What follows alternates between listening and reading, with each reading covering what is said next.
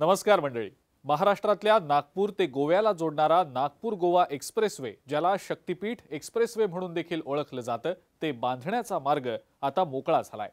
महाराष्ट्र सरकारने शक्तिपीठ एक्सप्रेसवेच्या अलाइनमेंटला आता मान्यता दिलेली आहे। या मंजुरीनंतर आता भूसंपादनाची प्रक्रिया सुरू होणार आहे। हा 760 किलोमीटर लांबीचा 6 लेनचा एक्सप्रेसवे महाराष्ट्रातले 11 जिल्हे आणि गोव्यातल्या एका जिल्ह्यातून जाणार आहे। श्री महालक्ष्मी, श्री तुळजाभवानी आणि श्री पत्रादेवी या 3 शक्तिपीठांना हा एक्सप्रेसवे जोडणार असल्याने त्याला शक्तिपीठ एक्सप्रेसवे असं नाव देण्यात आलेलं आहे। हा महाराष्ट्रातला सर्वात लांब एक्सप्रेसवे असणार आहे। पाहुयात याच संदर्भातला हा व्हिडिओ। नागपूर गोवा शक्तिपीठ एक्सप्रेसवे महाराष्ट्र राज्य रस्ते विकास महामंडळ म्हणजेच MSRDC द्वारे कार्यान्वित केला जाईल आणि त्याची देखभाल देखील MSRDC करणार आहे। या एक्सप्रेसवेच्या निर्मितीनंतर नागपूर ते गोवा हे अंतर 1110 किलोमीटरवरनं थेट 760 किलोमीटर पर्यंत कमी होणार आहे। सध्या नागपूरहून गोव्याला रस्ते मार्गाने जाण्यासाठी तब्बल 20 तास लागतात। शक्तिपीठ एक्सप्रेसवेच्या निर्मितीनंतर हा कालावधी केवळ 8 तासांवर येणार आहे।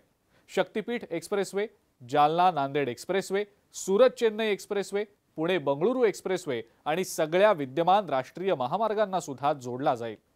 6 लेनचा हा एक्सप्रेसवे असेल आणि हा एक्सप्रेसवे महाराष्ट्रातील 11 आणि गोव्यातल्या एका जिल्ह्यातून जाईल। शक्तिपीठ एक्सप्रेसवे मराठवाड्यातल्या हिंगोली, परभणी, नांदेड, बीड, धाराशिव आणि लातूर या 6 जिल्ह्यांना जोडेल। खरं तर सप्टेंबर 2022 मध्ये महाराष्ट्राचे माजी मुख्यमंत्री आणि सध्याचे उपमुख्यमंत्री असलेल्या देवेंद्र फडणवीसांनी या नागपूर गोवा एक्सप्रेसवेचा शुभारंभ केला होता। या प्रकल्पाला महाराष्ट्र सरकारने मार्च 2023 मध्येच मान्यता दिलेली होती। मात्र एक्सप्रेसवे पूर्ण करण्यासाठी कोणतीही कालमर्यादा निश्चित करण्यात आलेली नाही। 2028-29 पर्यंत नागपूर गोवा शक्तिपीठ एक्सप्रेसवे वाहतुकीसाठी खुला होईल अशी शक्यता आहे। या एक्सप्रेसवेच्या बांधकामासाठी अंदाजे 83,600 कोटी रुपये खर्च येणार आहे। या प्रकल्पाचं जे उद्दिष्ट आहे ते कनेक्टिव्हिटी वाढवणं, पर्यटन, विकास आणि आर्थिक लाभ लक्षणीयरित्या वाढवणं ही आहेत। गोवा नागपूर एक्सप्रेसवेमुळे धार्मिक पर्यटनाला सुद्धा मोठ्या प्रमाणावर चालना मिळणार आहे। श्री महालक्ष्मी, श्री तुळजाभवानी आणि श्री पत्रादेवी ही 3 शक्तिपीठं एक्सप्रेसवेला जोडली जातील आणि याशिवाय रेणुका माता, सेवाग्राम आश्रम, औंढा नागनाथ, नांदेड गुरुद्वारा, सिद्धेश्वर, परळी वैजनाथ आणि पंढरपूर इथं सुद्धा या एक्सप्रेसवेने जाणं सोपं होणार आहे।